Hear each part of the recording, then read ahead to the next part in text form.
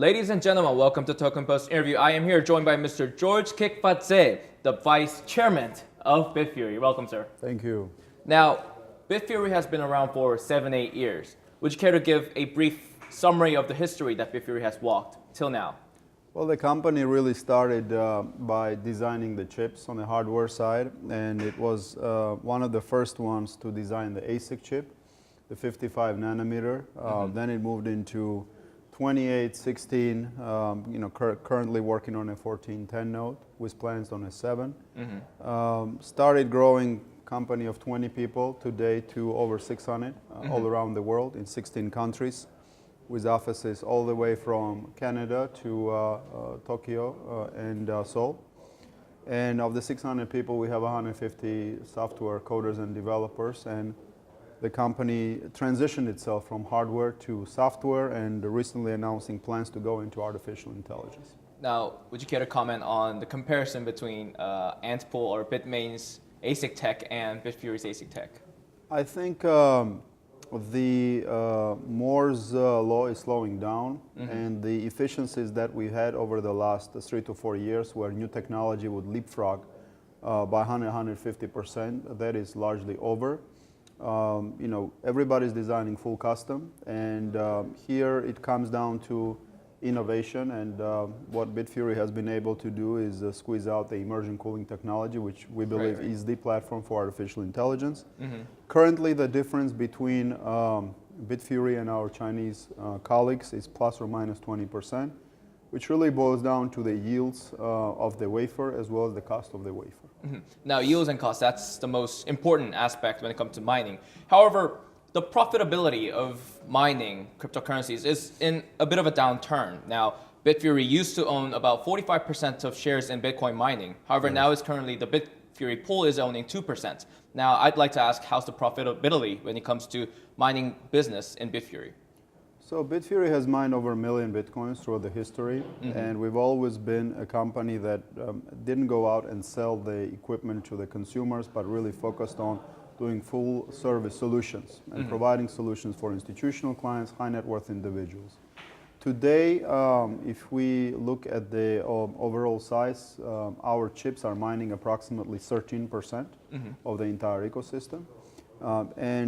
If you look at the pool, just recently, our pool is approximately 4%, and we're going to be getting additional institutional customers to get it up to 10%. Now, is ASIC mining gears or ASIC tech chips, like you mentioned, is still on demand because the mining industry is currently shrinking? Yes, we are going through a crypto winter, and in times like this, it's very important to have not just selling your equipment, but hosting the equipment and looking for low energy solutions. Because at the end of the day, if you have, let's say, a 7 nanometer chip that is yielding 20-30% more than 10, 14 nanometer chip, but it's located at 5 cents, and you put your 10 to 14 nanometer chip at 4 cents, that you will be making a little bit more money. So it's all about deploying at scales in low energy solutions, and Bittfury has over 30 people scouting the world constantly in search of low energy costs. So again, it's about input and output, right? Absolutely. Now, moving on to another topic, which is Lightning Network. Sure. Bittfury has been working very hard to strive or realize the adoption of Lightning Network as well as Bitcoin. However, when it comes to the adoption of Lightning Network, there's a controversy going on whether this is a viable solution or an alternative would be suggested. Now, would you care to comment on the adoption of Lightning Network or to the alternative suggestions that are being proposed within the crypto industry? Yeah, I mean, I think the importance of the Bitcoin is the resilience of the ecosystem.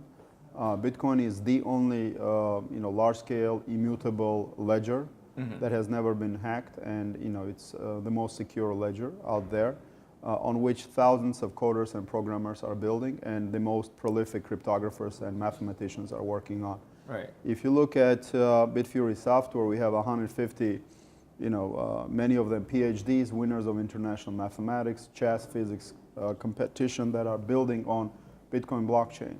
And therefore, for design, Bitcoin blockchain is the most secure, but it gives out in terms of the transaction volumes. Hence comes innovative solutions such as rootstock, such as Lightning, the second layer solutions that will bring the promise of micropayments to billions. We believe in Lightning. We are one of the big developers contributing to the Lightning network. The ecosystem of Lightning is growing very robustly, and we believe it is the ultimate second layer peer-to-peer network that will bring the promise of Bitcoin to billions. Before joining Bi트퓨리, in my prior lifetime, I was investor in a mobile telephony, and I've seen that the growth of the GSM networks didn't really happen in US or Canada or United Kingdom. It happened in places like India, in China, in Africa and Latin America, because people didn't have fixed line telephony, and they leapfrogged completely going out to the mobile telephony. Same thing. The Lightning is the voice over IP of the Bitcoin blockchain protocol, and it will bring the opportunity for micropayments to the unbanked. There are 3.5 billion people unbanked, and Lightning is that solution that will versatile in terms of the speed and throughput, but will be using the security of Bitcoin blockchain in terms of the settlement layer. Now, what do you believe is the homework left for Bittfury to do to achieve mass adoption of the adoption of Bitcoin, like you mentioned, providing service to the unbanked, maybe?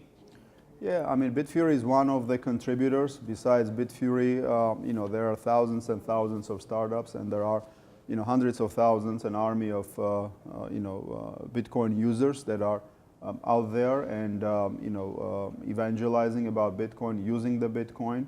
And, at the end of the day, there was a very famous, saying that if in the history of mankind, if there was any progress or change made, it was always made by a small group of committed individuals. So never underestimate it. And that's a story of Bitcoin. And there are day and night, thousands and thousands of people working, coding, and developing.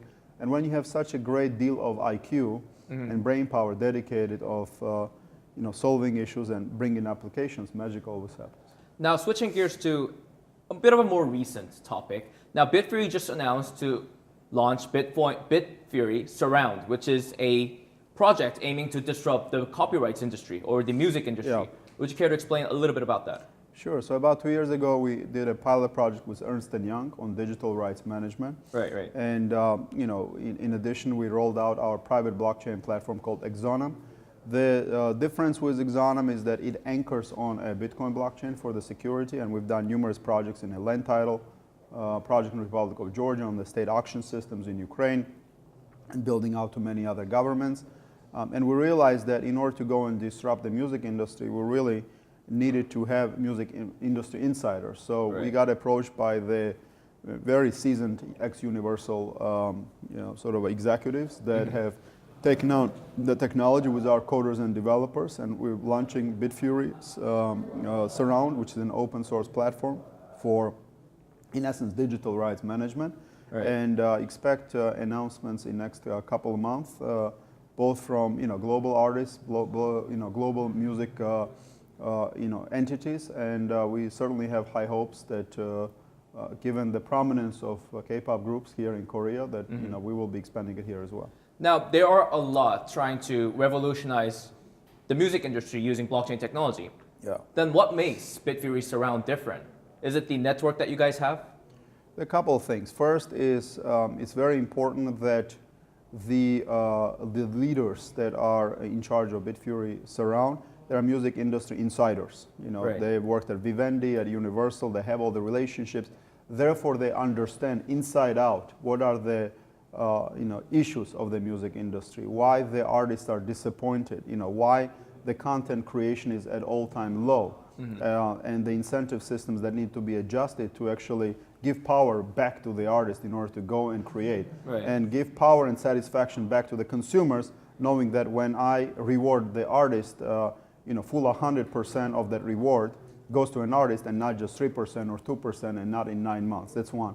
Second, in a nutshell, the power of the Surround platform and the blockchain platform is a security and immutability of the digital rights comes off Bitcoin blockchain, the only immutable blockchain that is out there. When I start putting digital rights tagging and onto anchoring onto Bitcoin blockchain, I know that my digital content or my content creation will not be jeopardized. It will always be imprinted on, and no hacker or no third-party unethical intermediary may take it out. And once the trust is established and this trust is out there, I think then it's going to be a snowball effect of building and attracting more artists.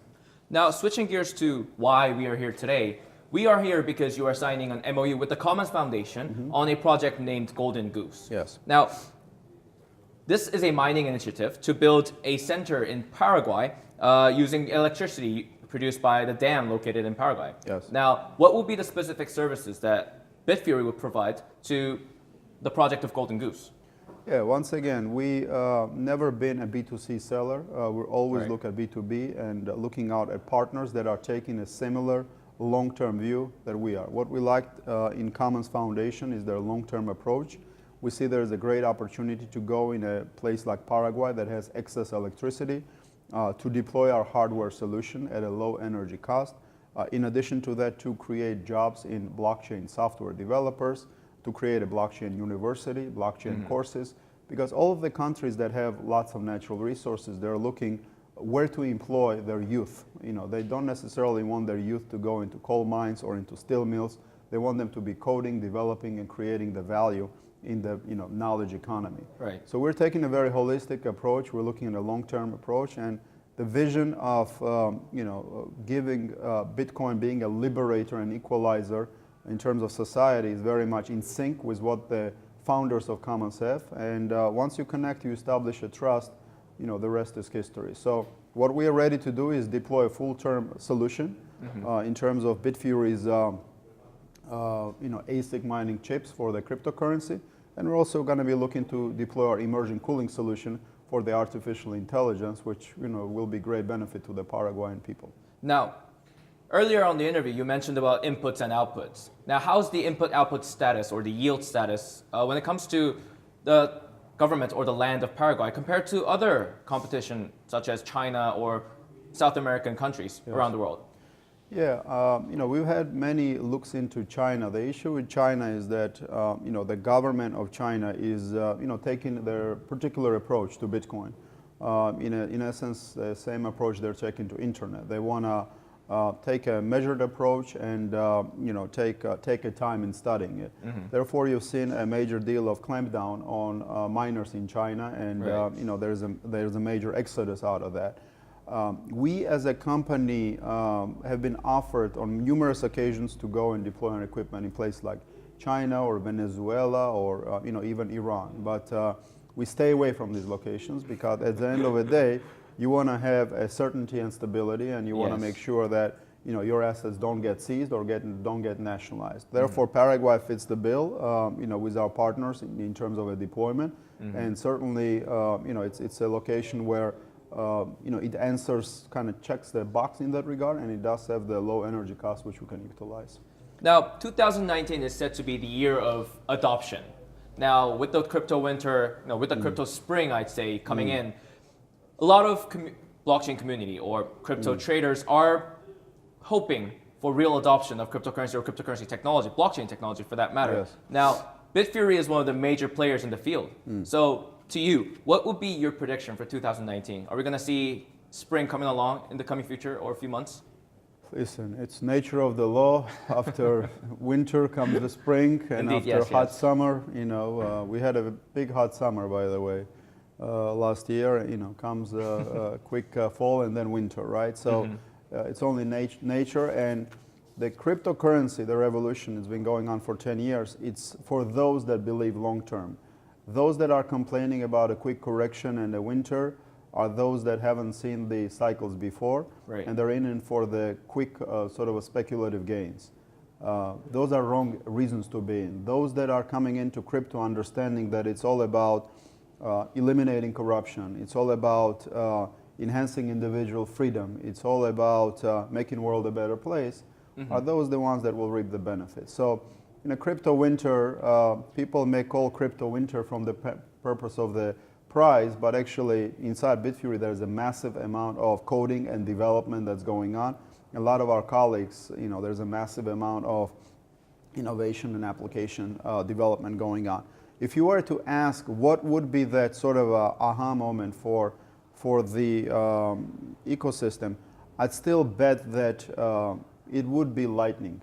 Mm-hmm. And the reason is simple. Bitcoin is not a cryptocurrency invention for people in Manhattan or Mayfair. Mm-hmm. These people have payments network. When I go to America or when I go to UK, the payments work, and there's no issues. But if you go to 90% of the world, there are issues with the payments. There are issues with inflation. There's issues with currencies being devalued.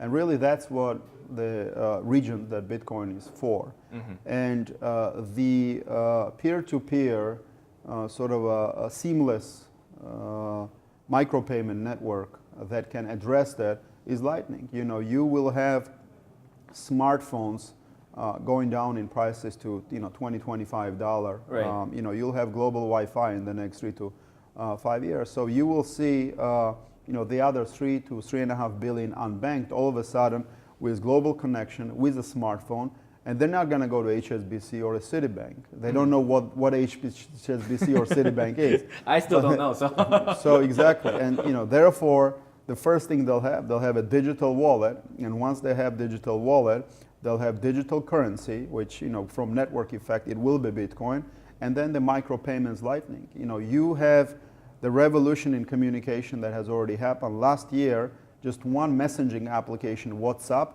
sent more messages than entire global telecom industry combined. Mm-hmm. In the same way, the internet is greatly under-monetized. Mm-hmm. And when so many people are connected, you want people to trade. Right now, the trade that's happening is minuscule.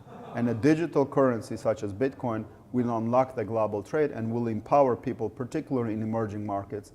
And we believe the Lightning will be the solution that will truly drive the Bitcoin adoption to the billions.